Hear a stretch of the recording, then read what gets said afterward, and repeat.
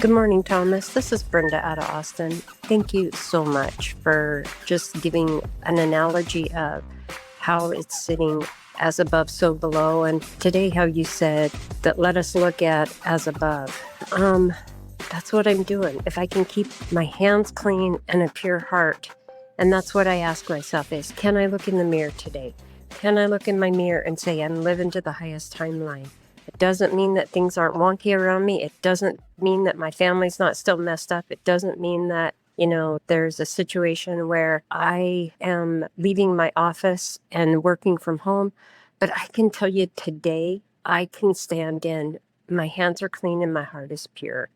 And so today and yesterday's podcast and Level Up Sunday, I can tell you that I'm watching it. I want to see, there's a day I know I'm going to see something. And I'm going to go, oh my, the ship has turned. And so I just want to thank everyone out there in the collective that's in this group, because it is making a difference for this single lady in her late 50s who didn't even know that she could navigate life coming out of the situation I came out of. So thank you. Wow, and I have to come on here and follow that.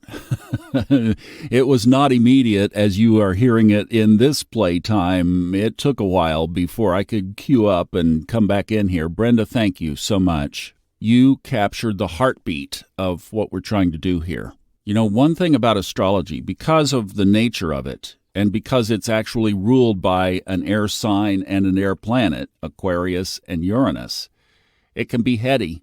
When astrologers get together for conferences, they are lectures. Boy, that's an air sign description, isn't it? And a big part of astrology is always learning, which is very mercurial, very third house and fifth house, and even ninth house. And there are some amazing things that you can learn and do with this craft that are more head or / ego oriented.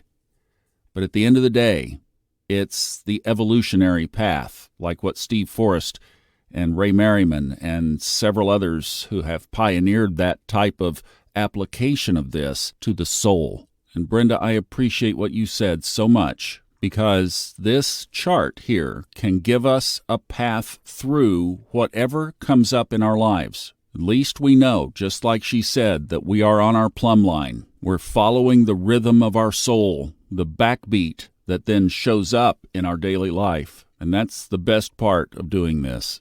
Now, let's move on to today, as difficult as it is for me. I'll tell you what. Oh, wow. Thank you. But let's talk about Mars and the south node of the moon, because they have a little appointment in destiny today at just 6 minutes after noon Eastern Time.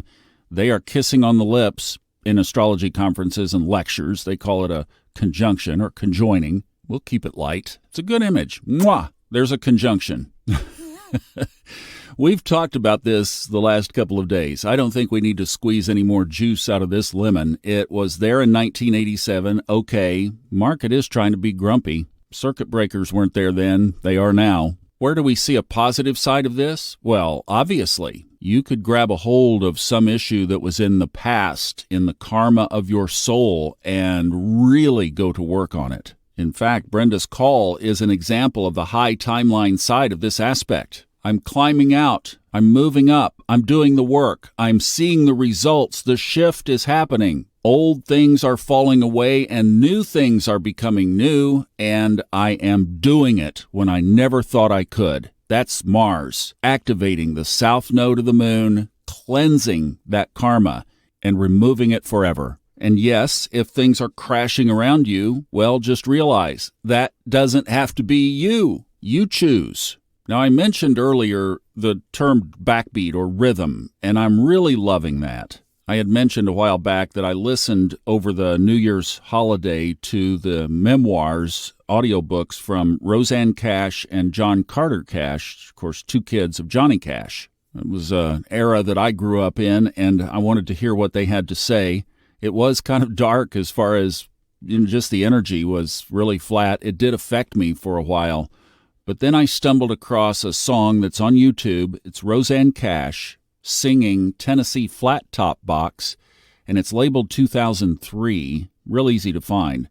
and it was at Johnny Cash's Ryman Memorial that was televised, and that was the big country music honoring of his life. She did a beautiful job tributizing him for a couple of minutes before the song, and she said that one day he leaned into her door in her bedroom and said, "What are you reading?" And she said, "It's a book on astrology." She said, "I'll bet you don't believe in that, do you?" He said, "No, but I think you should learn everything you can about it." Well, if we'd had the Fun Astrology 101 course back then, she could have jumped in there and cut the learning curve short. But she said that pivoted her whole perspective on parenting. You'll have to listen to the clip if you're interested in it. But she said that the backbeat and the rhythm of the paradoxes of Johnny Cash's life is what drove him. And then played the Tennessee Flat Top Box, which is that old Johnny Cash, Luther Perkins sound, cha-tonk, cha-tonk, cha-tonk, cha-tonk, the rhythm. And that's what we have in the chart, is the rhythm, the backbeat of our soul expressing itself through the chart. This went longer than I thought, but it was so worth setting things up the way we did. There is one thing I'd like to take a look at, and we'll do it tomorrow. Pluto turning direct, which is on October 10th, and then 4 days later, the eclipse. And there's a money theme to both of these. So where we were talking about the aspect of Mars in the south node of the moon in that yod and then sextile to Venus, go figure that we've had this that we talked about yesterday, the last couple of days. Could this be the stage set for the eclipse? And then both Pluto going direct happens in the 8th house of other people's money. And then the lunar eclipse on the 28th is in the 2nd, 8th axis of money. So I think we have some work to do around this, and we'll, again, as these days unfold, between now and then, we'll continue to just snip away at it.